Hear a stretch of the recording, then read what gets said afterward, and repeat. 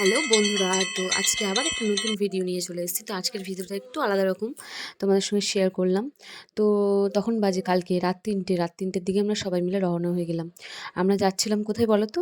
আমরা যাচ্ছিলাম বল্লাকালী। হ্যাঁ, যেটা আমাদের ইন্ডিয়ার মধ্যে একটা বিখ্যাত পুজো, মা বল্লার পুজো। তো এই যে দেখো, রাত্রেবেলা কিন্তু পুরো অন্ধকার চারিদিকটা, একদম মানে খুব ভালো লাগছিলো। তার আমাকে রাত্রের জার্নিটা খুব ভালো লাগে, আমার আমার খুব পছন্দ। তারপরে দেখতে দেখতে আমরা কিন্তু পৌঁছে গেছি গঙ্গারামপুরে, দেখো। তো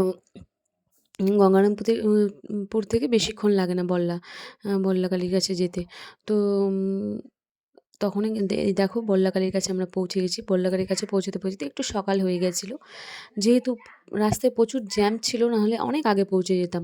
আর দেখো, হাজার হাজার লাখ লাখ ভক্তের ভিড়। তো আমরা তো গেছিলাম সকালের দিকে, আর রাত্রেবেলা তো মানে মেন পুজোটা রাত্রেবেলা হয়, শুক্রবার রাতে। তো রাত্রেবেলা এত ভিড় থাকে, তোমাদেরকে বলার মতো না।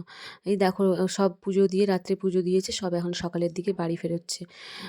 আর এখানে জানো তো, হাঁড়িতে করে সব প্রসাদ দেয়, আর প্রসাদগুলো, বাতাসাগুলো সব ডিজাইন করা, কোনোটা হাতি, ঘোড়া, মাছ, এটা ওটা ডিজাইনের, খুব সুন্দর। তো চারিদিকে পুলিশ ছিল, মানে সিকিউরিটির জন্য।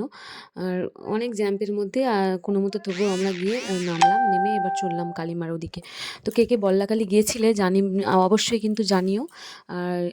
আর কে কে জানো এই বল্লাকালীর সম্পর্কে, আমাদের দেশের হোক, দেশের বাইরে বা কোথাও, কে কে জানো এই বল্লাকালীর মায়ের পুজো? কেন এই পুজো, মায়ের পুজো, মা খুব জাগ্রত, মায়ের পুজো খুব মানে বিখ্যাত একটা পুজো আমাদের বল্লাকালী। এমন হয়তো কেউ খুব কমই আছে যে জানে না। তো এই যে দেখো, মেলার দিকে ঢুকেছি। আর দেখো, সকালেও কত লোক, প্রচুর লোক, ভিড়, অনেক ভিড় ছিল। তো আমি ভিডিও করতে করতে যাচ্ছিলাম। সকালবেলা এই যে দেখো, বিভিন্ন হস্তশিল্পীর দোকান বসেছে, তারপরে আরও বিভিন্ন রকমের সব দোকান বসেছে। তোমরা এখানে মানে সব রকমের জিনিস পেয়ে যাবে, জামা কাপড় থেকে, জুতো থেকে, মিষ্টির দোকান, খাওয়ার দোকান, এমনকি তোমাদের ট্রাক্টরের দোকানও বসেছিল। এই যে দেখো, ট্রাক্টরের দোকানও হয়েছে। এই যে দেখো, মা কালীর মেন মেন গেটটা, জয় মা বল্লা।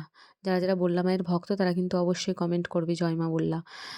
তো তারপরে আমরা চললাম, এই যে দাদা বৌদি, আমরা গিয়েছিলাম, আমি, আমার বর, আমার ছেলে, দাদা বৌদি ছিল, আর আমার শাশুড়ি মা ছিলেন।